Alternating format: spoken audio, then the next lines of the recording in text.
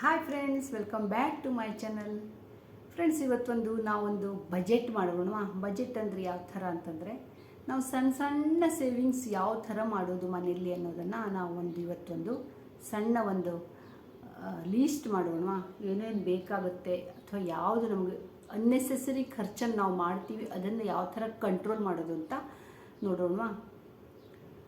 ಸ್ನೇಹಿತರೆ, ನಾವು ಲೇಡೀಸು ನಾವು ಮನೆಯನ್ನು ತುಂಬ ಚೆನ್ನಾಗಿ ನೋಡ್ಕೊಳ್ಳೋದು ನಮ್ಮ ಲೇಡೀಸ್ಗೆ ಬರುತ್ತೆ. ಅಂದರೆ ಗಂಡಸರೇನು ಅವರು ಡ್ಯೂಟಿ ಮಾಡ್ತಾರೆ ಮತ್ತು ಅವರು ತಮ್ಮ ಸ್ಯಾಲ್ರಿನ ತರ್ತಾರೆ, ಮನೇಲಿ ತಂದು ಇಡ್ತಾರೆ ಅಲ್ವಾ. ನಮ್ಮ ನಾವು ಹೌಸ್ ವೈಫ್ ಆದವರು ಈಗಂತೂ ಲೇಡೀಸು ಜಾಬ್ ಮಾಡ್ತಾರೆ, ಅವರು ಚೆನ್ನಾಗಿ ಮನೆಯನ್ನು ನೋಡ್ಕೊಂಡು ಹೋಗ್ತಾರೆ. ಆದರೆ ನಾವು ಹೌಸ್ ವೈಫ್ ಏನಿರ್ತೀವಿ ಅಥವಾ ಬಿಗಿನರ್ಸ್ ಯಾರಾದರೂ ಮದುವೆಯಾಗಿ ಬಂದವರು, ಜಸ್ಟ್ ಮದುವೆಯಾಗಿ ಬಂದವರು, ಎಲ್ರಿಗೂ ಇದು ಒಂದು ಮಾಡಲೇಬೇಕಾಗಿರುವಂಥದ್ದು, ಎಲ್ಲರೂ ಮಾಡುವಂಥ ಕೆಲಸ. ಇದು ಏನು ಗೊತ್ತಾ, ನಾವು ಗಂಡಂದರು ರೊಕ್ಕ ತಂದು ಕೊಡಲೆ ಮನೆಗೆ ತಂದಿರ್ತಾರೆ ಅಲ್ವಾ, ಅದರಲ್ಲಿ ನಾವು ಏನೋ ಒಂದು ಅಮೌಂಟ್ ತಂದಿರ್ತಾರೆ, ಒಂದು 10,000 ಎಷ್ಟೋ ಒಂದು ಅಮೌಂಟ್ ಮನೆಗೆ ಅಂತ ತಂದಿರ್ತಾರೆ, ಮನೆ ಖರ್ಚಿಗೆ ಅಂತ. ಅದರಲ್ಲೇ ನಾವು ಸಣ್ಣ ಸಣ್ಣ ಒಂದು ಬಜೆಟ್ ಮಾಡ್ಕೋಬೋದು ಅಲ್ವಾ.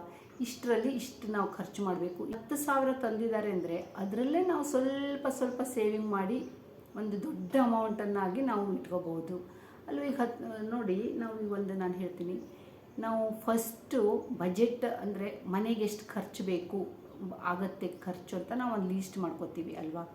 ಅದರಲ್ಲಿ ಕೆಲವೊಂದು ಸರಿ ನಾವೇನು ಮಾಡ್ತೀವಿ ಗೊತ್ತಾ, ನಾವು ಸುಮ್ಮನೆ ಅನ್ನೆಸೆಸರಿ ಲೀಸ್ಟ್ ದೊಡ್ಡ ಮಾಡಿಬಿಡ್ತೀವಿ. ನಮಗೆ ಬೇಕೋ ಬೇಡವೋ ಅಂತ ನೋಡಲ್ಲ. ನಾವು ಕಿರಾಣಿ ಏನಾದ್ರು ಸಾಮಾನು ತರಲಿಕ್ಕೆ ಹೋದರೆ ಒಂದೊಂದು ಸರಿ ಬರ್ಕೊಳ್ಳೋದೇ ಇಲ್ಲ, ಅಲ್ಲಿ ಯಾವ್ದು ಸಾಮಾನು ಸಿಗುತ್ತೆ ಅದನ್ನು ನಾವು ತಂದುಬಿಡ್ತೀವಿ. ಆ ಥರ ಮಾಡಬಾರ್ದು, ಲೀಸ್ಟ್ ಮಾಡ್ಕೊಂಡು ಹೋಗಬೇಕು. ಅದರಲ್ಲಿ ಯಾವುದು ನಮಗೆ ಬೇಕು, ಇಷ್ಟು ಬೇಕು ಅಂದರೆ ಇಷ್ಟೇ ತರಬೇಕು. ನಾವು ಎಕ್ಸ್ಟ್ರಾ ಇನ್ನು ಯೋಚನೆ ಮಾಡ್ಕೊಳ್ಳದೆ ಏನೇನೋ ತಂದುಬಿಡ್ತೀವಿ. ಬಹಳಷ್ಟು ಜನರು, ಅದರಲ್ಲೂ ಇನ್ಕ್ಲೂಡಿಂಗ್ ಮೀ, ಅಂದರೆ ನಾನು ಸಹ ಹೀಗೆ ಏನು ಮಾಡ್ತೀನಿ, ನಾನು ಶಾಪಿಗೆ ಹೋದರೆ ನಾನು ಒಂದು ತರಲಿಕ್ಕೆ ಅಂತ ಹೋದರೆ 2 ಐಟಮ್ ಎಕ್ಸ್ಟ್ರಾ ತಂದಿರ್ತೀನಿ. ನಂದು ಯಾವತ್ತೂ ಒಂದು ಹ್ಯಾಬಿಟ್ಟು. ಆದಷ್ಟು ಅದನ್ನು ಈಗ ಕಂಟ್ರೋಲ್ ಮಾಡಿದ್ದೀನಿ. ಇತ್ತೀಚೆಗೆ ತುಂಬ ದಿವಸದಿಂದ ನಾನಂತೂ ಕಂಟ್ರೋಲ್ ಮಾಡಿದ್ದೀನಿ. ಅಂದರೆ ಸುಮ್ಮನೆ ಬೇಕೋ ಬೇಡವೋ ಅಂತ ನೋಡೋದೇ ಇಲ್ಲ, ತಂದುಬಿಡೋದು.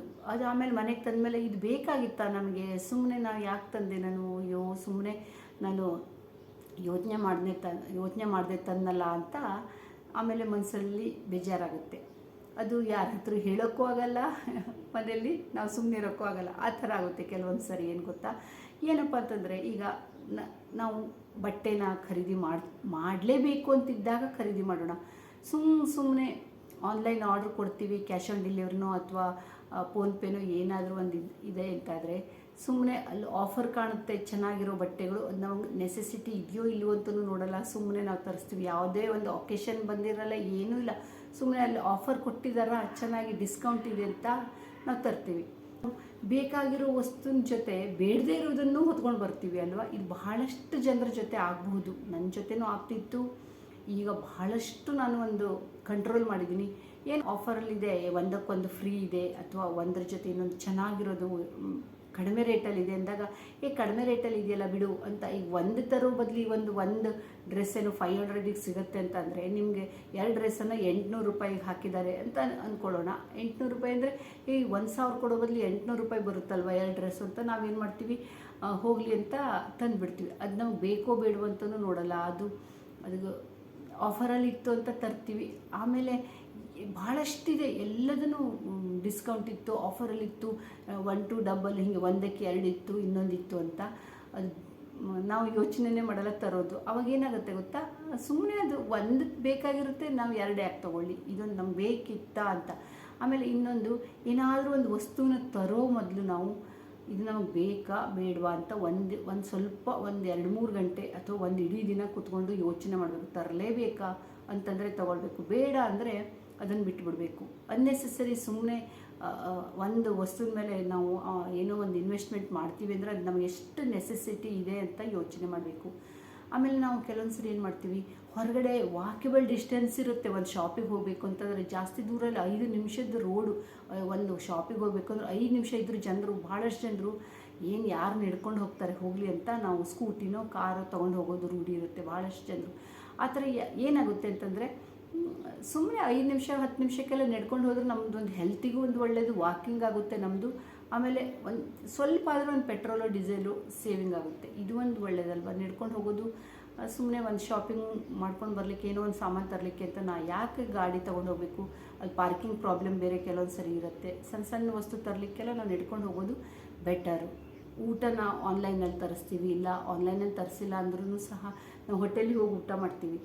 ಆದಷ್ಟು ಹೋಟೆಲಿಗೆ ಹೋಗಬೇಕು ಅಂತ ಇರುತ್ತೆ, ಇಲ್ಲ ಅಂತಿಲ್ಲ, ಆದರೂ ಭಾಳಷ್ಟು ಹೋಗೋದು ಅವಾಯ್ಡ್ ಮಾಡೋದು ಒಳ್ಳೆಯದು. ನಮ್ಮ ಹೆಲ್ತಿಗೂ ಒಂದು ಒಳ್ಳೆಯದು. ಮತ್ತು ನಾವು ಮನೆಯಲ್ಲಿ ಮಾಡಿದರೆ ಫುಡ್ಡು ಎಷ್ಟೆಲ್ಲ ಮಾಡ್ಬೋದು. ಹೋಟೆಲಿಗೆ ಹೋಗಿ ಎಷ್ಟು 1,000-2,000 ಖರ್ಚು ಮಾಡಿ ಬರೋ ಬದಲು ಅದರಲ್ಲಿ ಎಷ್ಟು ಸರಿ ನಾವು ಮನೆಯಲ್ಲೇ ಒಳ್ಳೆ ಅಡುಗೆನ ಮಾಡಿ ತಿನ್ಬೋದು. ಅದೊಂದು ಹೆಲ್ತಿಗೂ ಒಳ್ಳೆಯದು. ನಾವು ಮನೆಯಲ್ಲಿ ಅಂದರೆ ಹೈಜಿನಿಕ್ ಆಗಿರುತ್ತೆ. ಹೊರಗಡೆ ತಿನ್ನೋದ್ರಿಂದ ಹೊರಗಡೆ ತಿನ್ನಬೇಕು ಇಲ್ಲ ಅಂತೆಲ್ಲ, ತುಂಬ ನಾವು ಕಂಟ್ರೋಲ್ ಮಾಡೋಕ್ಕಾಗಲ್ಲ, ಯಾವಾಗಲೂ ಒಮ್ಮೊಮ್ಮೆ ತಿನ್ನಬೇಕಾಗುತ್ತೆ. ಅದು ತುಂಬ ಹೊರಗಡೆ ಹೋಗಿ ಸುಮ್ಮನೆ ಏನೇನೋ ತಿಂದು ಬರೋದು, ಒಂದು ಟೀ ಕುಡಿಯೋದಿದ್ರು ಹೊರಗಡೆ ಹೋಗಿ ಟೀ ಕುಡಿದು ಬರೋದು, ಈ ಥರ ಎಲ್ಲ ಮಾಡೋದಕ್ಕಿಂತ ಮನೆಯಲ್ಲೇ ಮಾಡೋದು ಬೆಸ್ಟು. ಮನೆಯಲ್ಲೇ ಕುಡಿಯೋದು, ಮನೆಯಲ್ಲೇ ಮಾಡ್ಕೊಂಡು ತಿನ್ನೋದು ಎಷ್ಟು ಒಳ್ಳೆಯದು ನೋಡಿ. ನಮ್ಮ ಹೆಲ್ತಿಗೂ ಒಂದು ಒಳ್ಳೆಯದು ಇದು. ಆಮೇಲೆ ಇನ್ನೂ ಸುಮ್ಮನೆ ಅನ್ನೆಸೆಸರಿ ನಾವು ಏನೇನೋ ತಿಂಡಿನ ತರ್ತೀವಿ, ಆಮೇಲೆ ಅದು ಹಾಗೆ ಬಿದ್ದಿರುತ್ತೆ, ತಿನ್ನೋಕ್ಕೆ ಇಷ್ಟ ಇರಲ್ಲ, ಆದರೂ ತಂದುಬಿಡ್ತೀವಿ ಚೆನ್ನಾಗಿದೆ ಅಂತ. ಆಮೇಲೆ ಸ್ವಲ್ಪ ಒಂದಿನ ತಿಂತೀವಿ, ಹಾಗೆ ಬಿದ್ದಿರುತ್ತೆ, ತಿನ್ನಲ್ಲ. ಆಮೇಲೆ ಅದು ಹೋಯಿತು, ವೇಸ್ಟ್ ಆಯಿತು, ಎಕ್ಸ್ಪೈರಿ ಡೇಟ್ ಆಯಿತು.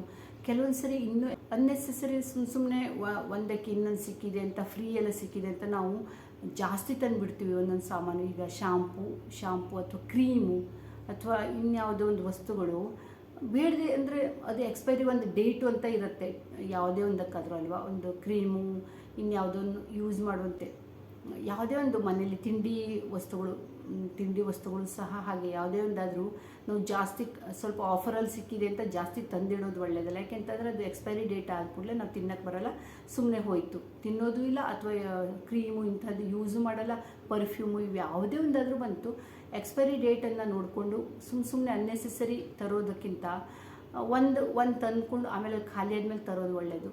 ಆಮೇಲೆ ನಾವು ಮನೇಲಿ ಇರುತ್ತೆ ಸಾಮಾನು, ಅದನ್ನೇ ಮತ್ತೊಂದು ಸರಿ ಇಲ್ಲ ಈಗ ಖಾಲಿ ಆಗೋದಿದೆ ಅಂದರೆ ನೆಕ್ಸ್ಟ್ ಇನ್ನು ಸ್ವಲ್ಪ ದಿನ ಖಾಲಿ ಆಗುತ್ತೆ ಅಂತ ಮೊದಲೇ ತಂದಿಟ್ಕೋತೀವಿ. ಅದು ಖಾಲಿ ಆಗೋದು 1 ತಿಂಗಳ ಮೇಲೋ 2 ತಿಂಗಳ ಮೇಲೋ ಖಾಲಿ ಆಗೋದಿರುತ್ತೆ. ಆದರೂ ಈಗಲೇ ನಾವು ಯಾವಾಗಲೂ ಹೋದಾಗ ಇಲ್ಲ ನನಗೆ ಬೇಕು, ಅದು ಖಾಲಿ ಆಗೋದಿದೆ, ಇನ್ನು ಸ್ವಲ್ಪ ದಿವಸದಲ್ಲಿ ಖಾಲಿ ಆಗುತ್ತೆ ಅಂತ ಮತ್ತೆ ನಾವು ಮನೇಲಿ ತುಂಬಿಟ್ಕೋತೀವಿ. ಅದು ಒಂದು ತುಂಬ ಜನರದ್ದು ಅಭ್ಯಾಸ ಇದೆ, ನಾವು ಮಾಡ್ತಾರೆ. ಎಷ್ಟೋ ಸರಿ ನಾನು ಅವ್ರಿಗೆ ಹೇಳ್ತೀನಿ. ಹೀಗೆ ಬಹಳಷ್ಟು ಮನೇಲಿ ಈ ಥರ ಎಲ್ಲ ಮಾಡ್ತಾರೆ. ಖಾಲಿ ಆಗೋಕ್ಕಿಂತ ಮೊದಲೇ ಇರೋದು ಇದೆ ಅಂತ ಯೋಚನೆ ಮಾಡಲ್ಲ, ಇದ್ರೆ ಏನಾಯಿತು ತಂದ ಅಂತ ಇಲ್ಲ. ಸುಮ್ಮನೆ ಲೈಟ್ ಬರ್ತೀವಿ, ಫ್ಯಾನ್ ಹಾಕಿ ಬರ್ತೀವಿ, ಬೇಸಿಗೆಯಲ್ಲಿ ಫ್ಯಾನ್ ಬೇಕಾಗುತ್ತೆ ಅಂತ ಅಲ್ಲಿ ನಾವು ಕೂತ್ಕೊಂಡೇ ಇರಲ್ಲ, ನಾವು ಅಲ್ಲಿ ಏನು ಕೆಲಸ ಮಾಡ್ತಿರಲ್ಲ, ಸುಮ್ಮನೆ ಫ್ಯಾನ್ ಹಾಕ್ಕೊಂಡು ಅಲ್ಲಿ ಫ್ಯಾನ್ ತಿರುಗ್ತಾ ಇರುತ್ತೆ. ಆಮೇಲೆ ಲೈಟ್ ಹಾಕ್ಕೊಂಡೇ ಇರುತ್ತೆ ಇಡೀ ಮನೆ ತುಂಬ. ಸುಮ್ಮನೆ ಇದೆಲ್ಲ ಒಂದು ನ್ಯಾಷನಲ್ ವೇಸ್ಟ್. ಈಗ ಎಷ್ಟೋ ಕಪ್ಪಲ್ಲು ನಾವು ತುಪ್ಪವನ್ನು ಮನೆಯಲ್ಲಿ ಮಾಡೋದು ಬೆಸ್ಟು. ನಾವು ಹೊರಗಡೆಯಿಂದ ತರ್ತೀವಿ ಅಂದರೆ ಅದರಲ್ಲಿ ಪ್ರಿಸರ್ವೇಟಿವ್ ಎಲ್ಲ ಹಾಕಿ ಅದು ಒಂದು ಡೇಟ್ ಇಷ್ಟು ದಿನ ಅಂತ ಇರುತ್ತೆ ಅಲ್ವಾ. ಸೊ ಅದಕ್ಕಿಂತ ನಾವು ಮನೆಯಲ್ಲೇ ಮೊಸರು, ಈಗ ಹಾಲನ್ನೇ ಜಾಸ್ತಿ ತಗೊಂಡು ಮೊಸರನ್ನು, ಪ್ಯೂರ್ ಮೊಸರು ಮನೆಯಲ್ಲೇ ಮಾಡಬಹುದು. ಭಾಳಷ್ಟು ಜನ ಲೇಡೀಸ್ ಎಲ್ಲ ಮಾಡ್ತಾರೆ, ಇಲ್ಲ ಅಂತಿಲ್ಲ. ಇದು ಕೆಲವೊಂದೆಲ್ಲ ಬಿಗಿನರ್ಸಿಗೆ ಅಥವಾ ಮಾಡಲ್ಲ ಇಷ್ಟು ಜನರು ಜಾಬ್ ಎಲ್ಲ ಮಾಡ್ತಾರೆ ನೋಡಿ, ಅಂಥವರಿಗೂ ಒಂದು ಇದಾಗುತ್ತೆ. ಏನು ಅಂತಂದರೆ ನಾವು ಈಗ ಮೊಸರನ್ನು ಮಾಡಬಹುದು. ಹೆಪ್ಪಾಕ್ಬಿಟ್ರೆ ಒಂದು ಮೊಸರು ಇವತ್ತು ರಾತ್ರಿ ಹೆಪ್ಪಾಕಿದ್ರೆ ಬೆಳಗ್ಗೆ ಅನ್ನೋ ತನಕ ಚೆನ್ನಾಗಿ ಗಟ್ಟಿ ಮೊಸರಾಗಿರುತ್ತೆ. ಆಮೇಲೆ ಮೊಸರಿನ ಕೆನೆನ ತೆಗೆದಿಟ್ಕೊಂಡ್ರೆ ಬೆಣ್ಣೆನ ಮಾಡ್ಬೋದು. ವಾರಕ್ಕೊಮ್ಮೆ 15 ದಿನಕ್ಕೊಮ್ಮೆ ಬೆಣ್ಣೆನ ಮಾಡಿ, ಬೆಣ್ಣೆನ ಎಲ್ಲದಕ್ಕೂ ಅಡುಗೆಗೆ ಯೂಸ್ ಮಾಡೋಕ್ಕೂ ಬರುತ್ತೆ. ಆಮೇಲೆ ಅದರಿಂದ ತುಪ್ಪವನ್ನು ಹೊರಗಡೆಯಿಂದ ತರೋದಕ್ಕಿಂತ ಮನೇಲಿ ಮಾಡಿದರೆ ಎಷ್ಟು ಒಳ್ಳೆಯದು ನೋಡಿ. ಹೆಲ್ತಿಗೂ ಒಳ್ಳೆಯದು. ಮನೆ ತುಪ್ಪ ಒಳ್ಳೆ ಪ್ಯೂರ್ ತುಪ್ಪ ಆಗಿರುತ್ತೆ, ತುಂಬ ಚೆನ್ನಾಗಿ. ಎಷ್ಟು ಬೇಕಾದರೂ ಅವಾಗ ತಿನ್ನೋಕ್ಕೂ ಮನಸ್ಸು ಬರುತ್ತೆ. ಹೊರಗಡೆ ತುಪ್ಪ ತಂದ್ಕೊಂಡು ತಿನ್ನೋದಕ್ಕಿಂತನೂ ಇದು ಒಂದು ಬೆಸ್ಟ್ ಅಲ್ವಾ. ಆಮೇಲೆ ನಾವು ಎಣ್ಣೆನೂ ಅಷ್ಟೇ, ತುಂಬ ಜಾಸ್ತಿ ಬೇಕೋ ಬೇಡವ ಎಣ್ಣೆ ಒಂದು ಅಡುಗೆಗೆ ಜಾಸ್ತಿ ಎಣ್ಣೆ ಬಳಸೋದಕ್ಕಿಂತ ಒಂದು ಲಿಮಿಟಲ್ಲಿ ಎಣ್ಣೆ ಯೂಸ್ ಮಾಡೋದು ಒಳ್ಳೆಯದು. ಸುಮ್ಮನೆ ಜಾಸ್ತಿ ಎಣ್ಣೆ ಹಾಕಿ ಅಡುಗೆ ಮಾಡೋದು ಅದು ನಮ್ಮ ಹೆಲ್ತಿಗೂ ಒಳ್ಳೆಯದಲ್ಲ, ಮತ್ತು ಖರ್ಚಿನ ಒಂದು ಪರ್ಪಸಲ್ಲಿ ನೋಡಿದರೂ ಅದು ಒಳ್ಳೆಯದಲ್ಲ. ಕೆಲವೊಮ್ಮೆ ಗ್ಯಾಸನ್ನು ಸುಮ್ಮನೆ ವೇಸ್ಟ್ ಮಾಡೋಕ್ಕೆ ಹೋಗಬೇಡಿ. ಅಂದರೆ ಏನು ಆಲ್ಮೋಸ್ಟ್ ನಾವು ಲೇಡೀಸ್ ಈ ಥರ ಮಾಡಲ್ಲ. ಈಗ ನಾವು ಒಂದ್ಸರಿ ಗ್ಯಾಸನ್ನು ಹಚ್ಚಿದ್ವಿ ಅಂತಂದರೆ ಒಂದಾದ ಕೂಡಲೇ ಈಗ ಚಪಾತಿ ಮಾಡ್ತಾಯಿದ್ದೀವಿ ಅಥವಾ ದೋಸೆ ಮಾಡ್ತಾಯಿದ್ದೀವಿ, ಇನ್ನೇನೋ ಅಡುಗೆ ಮಾಡ್ತಾಯಿದ್ದೀವಿ ಅಂದ ಕೂಡಲೇ ಒಂದಾದ ಕೂಡಲೇ ಮಾಡ್ತಾಯಿದ್ರೆ ಒಳ್ಳೆಯದು. ಯಾಕೆ ಗೊತ್ತಾ, ಈಗ ನಾವು ಒಂದು ಚಪಾತಿ ಮಾಡಿದ್ವಿ, ಇನ್ನು ಒಬ್ರಿಗೆ 1-2 ಜನರಿಗೆ ಮಾಡಿಕೊಟ್ವಿ, ಇನ್ನು ಮತ್ತೆ ಬರೋರಿದ್ದಾರೆ ಅವ್ರಿಗೆ ಬಿಸಿದು ಮಾಡಬೇಕು ಅಂತ. ಹೀಗೆ ಆದಾಗ ಏನಾಗುತ್ತೆ, ಮತ್ತೆ ಗ್ಯಾಸ್ ಹಚ್ಚಬೇಕು, ಮತ್ತು ಅದು ಕಾಯಬೇಕು, ತವಾ ಕಾಯಬೇಕು. ಹೀಗೆ ಅದು ಒಂಥರ ಕಾಯೋಕ್ಕೆ ಸುಮ್ಮನೆ ಗ್ಯಾಸ್ ವೇಸ್ಟ್ ಆಗುತ್ತೆ. ಇದು ಒಂಥರ ವೇಸ್ಟೇಜೇ ಆಗುತ್ತೆ ಅಲ್ವಾ. ಇದೇ ಸಣ್ಣ ಸಣ್ಣ ಸಣ್ಣ ಉಳಿತಾಯ ಅಂದರೆ 5 ನಿಮಿಷ ಹೀಗೆ ದಿನಕ್ಕೆ ಗ್ಯಾಸ್ ವೇಸ್ಟ್ ಆಯಿತು ಅಂದರೆ, ಈಗ ನಾವು ಹೊರಗಡೆ ಹೋಗಿ ಮನೆಯಲ್ಲೇ ಮಾಡುವಂಥದ್ದಿದ್ರೂ ಒಬ್ಬೊಬ್ರದ್ದು ಇರುತ್ತೆ ಆಸೆ. ಸುಮ್ಮನೆ ಹೊರಗಡೆ ಹೋಗಿ ಒಂದು ಟೀ ಕುಡಿದು ಬರೋಣ, ಅಥವಾ ಒಂದು ಏನೋ ಒಂದು ಸಂಜೆ ಟೈಮಲ್ಲಿ ಸ್ನ್ಯಾಕ್ಸ್ ತಿಂದು ಬರೋಣ, ಈ ಥರ ಮಾಡಬೇಕಾಗುತ್ತೆ. ಇಲ್ಲ ಅಂತಿಲ್ಲ, ಅಷ್ಟೊಂದು ಯಾರು ಕಂಟ್ರೋಲ್ ಮಾಡಬೇಕು ಅಂತಿಲ್ಲ. ಸುಮ್ಮನೆ ನಾವೊಂದು ನಮ್ಮ ಬಜೆಟ್ಟು ಅಂತ ನಾವೊಂದು ಯೋಚನೆ ಮಾಡಿದಾಗ ಆದಷ್ಟು ಇದನ್ನು ಕಂಟ್ರೋಲ್ ಮಾಡ್ಕೋಬೇಕು. ಯಾವಾಗಾದರೂ ಒಮ್ಮೊಮ್ಮೆ ಹೋಗಿ ತಿಂದು ಕುಡಿದು ಬಂದರೆ ಚೆನ್ನಾಗಿರುತ್ತೆ. ಟೀ ಕುಡೀಲಿ, ಕಾಫಿ ಕುಡೀಲಿ, ಅಥವಾ ಅದು ನಾವು ಮಿಡ್ಲ್ ಕ್ಲಾಸ್ ಅವರಿಗೆಲ್ಲ ಇದೆಲ್ಲ ಸ್ವಲ್ಪ ನಾವು ಯೋಚನೆ ಮಾಡಬೇಕಾಗತ್ತೆ. ಒಂದು ಬಜೆಟ್ ಹಾಕ್ಕೊಂಡ್ರೆ ನಾವು ತುಂಬ ಇವತ್ತು ನಾವು ಒಂದು ಗೋಲ್ ಹಾಕ್ಕೋಬೇಕು, ಇಷ್ಟು ನಾವು ಸೇವ್ ಮಾಡ್ತೀವಿ ಅಂತ ನೋಡಿ. ಅದು ಒಂದು ಸ್ವಲ್ಪ ದಿವಸದಲ್ಲಿ ಎಷ್ಟು ನಮ್ಮದು ಒಂದು ದಿನಕ್ಕೆ 5 ರೂಪಾಯಿ ಉಳಿಸ್ತೀವಿ ಅಂತಂದರೆ 30 ದಿವಸದಲ್ಲಿ ಎಷ್ಟು ರೂಪಾಯಿ ಆಗುತ್ತೆ? 150 ರೂಪಾಯಿ ಉಳಿಯುತ್ತೆ. ಹೀಗೆ ನಾವು ಏನೋ ಒಂಥರ ಸಮಾಧಾನ, ನಾವೇ ಈ ಥರ ಮಾಡಿದ್ವಿ ಅಂತಂದರೆ ತುಂಬ ಖುಷಿಯಾಗುತ್ತೆ ನಮಗೆ. ನಾವು ಇಷ್ಟು ದುಡ್ಡು ಸೇವ್ ಮಾಡಿದ್ವಲ್ಲ, ಇಷ್ಟು ರೊಕ್ಕವನ್ನು ನಾವು ಸೇವ್ ಮಾಡಿದ್ವಿ ಅಂತ ಒಂದೇನೋ ಒಂದು ಹೆಮ್ಮೆ ಅನಿಸುತ್ತೆ. ನಾವು ಯಾವುದೇ ಒಂದಾದರೂ ಅದರಲ್ಲೂ ನಾವು ಹೌಸ್ ವೈಫ್ಸ್ ಅಥವಾ ಹೆಂಗಸರು ಏನಾದರೂ ಒಂದು ಮನಸ್ಸನ್ನು ಮಾಡಿದರೆ ಏನು ಬೇಕಾದರೂ ಮಾಡ್ತಾರೆ ಅಲ್ವಾ. ಗ್ಯಾರಂಟಿ ಹೌದು. ನಾವು ತರಬಾರ್ದು ಅಂತ ಇರೋಂಥ ಸಾಮಾನನ್ನು ಸುಮ್ಮನೆ ತಂದು ವೇಸ್ಟ್ ಮಾಡೋ ಬದಲು ಇದು ತರಬಾರ್ದು ಅಂತಂದರೆ ತರಬಾರ್ದು, ಬಿಟ್ಬಿಡೋಣ. ಆವಾಗ ಏನಾಗುತ್ತೆ, ಅದು ಬೇಕೇ ಬೇಕು, ಅದು ಮನೇಲಿ ಅನಿವಾರ್ಯ ಇದೆ ಅಂದಾಗ ತರಬೇಕಾಗುತ್ತೆ. ಬೇಡ, ಅದು ಇಲ್ಲ ಅಂದರೂ ನಡೆಯುತ್ತೆ ಅಂದರೆ ತರದೇ ಇದ್ದರೆ ಒಳ್ಳೆಯದು. ತರಕಾರಿನೂ ಅಷ್ಟೇ, ಹೋಗ್ತೀವಿ ಕಂಡು ಕೂಡಲೇ ಎಲ್ಲ ಚೆನ್ನಾಗಿರುತ್ತೆ, ತುಂಬ ತರಕಾರಿನ ತಂದುಬಿಡ್ತೀವಿ. ಆಮೇಲೆ ಕೆಲವೊಂದು ಸರಿ ಎಷ್ಟೊಂದು ಹಾಳಾಗ್ಬಿಡುತ್ತೆ, ಕೊಳ್ತೋಗ್ಬಿಡುತ್ತೆ, ಒಣಗೋಗ್ಬಿಡುತ್ತೆ.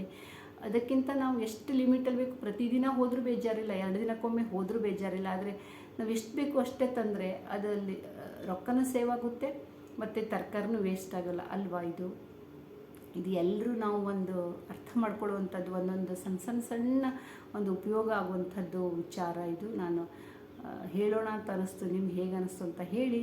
ಹೀಗೆ ಹೇಳಲಿಕ್ಕೆ ಹೋದರೆ ಬಹಳಷ್ಟಿದೆ. ಇದು ಬಹಳ ಎಲ್ರಿಗೂ ಗೊತ್ತಿರುವಂಥ ವಿಷಯ, ಎಲ್ಲರೂ ಈ ಥರ ಮಾಡ್ತಾರೆ, ನಾನು ಅಂತಲ್ಲ. ಹೀಗೆ ಹೊಸಬ್ರು ಯಾರಾದರೂ ವಿಡಿಯೋ ನೋಡಿದರೆ ಅವರಿಗೆ ಇದು ಒಬ್ರಿಗಾದರೂ ನನ್ನ ವಿಡಿಯೋದಿಂದ ಏನಾದರೂ ಯೂಸ್ ಆಗ್ಬೋದು ಅಂತ ನಾನು ಈ ವಿಡಿಯೋನ ಮಾಡಿದೆ. ಹೇಗನ್ನಿಸ್ತು ಅಂತ ಹೇಳಿ. ಇಷ್ಟ ಆದರೆ ಒಂದು ಲೈಕ್ ಮಾಡಿ, ಕಾಮೆಂಟ್ ಮಾಡಿ. ಫಸ್ಟ್ ಟೈಮ್ ನನ್ನ ಚಾನಲಿಗೆ ಬಂದಿದ್ದರೆ ಸಬ್ಸ್ಕ್ರೈಬ್ ಮಾಡ್ಕೊಂಡು ನೋಡಿ. ಮತ್ತು ಹೈಪ್ ಅಂತ ಆಪ್ಷನ್ ಬಂದರೆ ಹೈಪ್ ಕೊಡೋದನ್ನು ಮರಿಬೇಡಿ. Thank you friends. ಮತ್ತೆ ಸಿಗೋಣ ಇನ್ನೊಂದು ವಿಡಿಯೋದೊಂದಿಗೆ.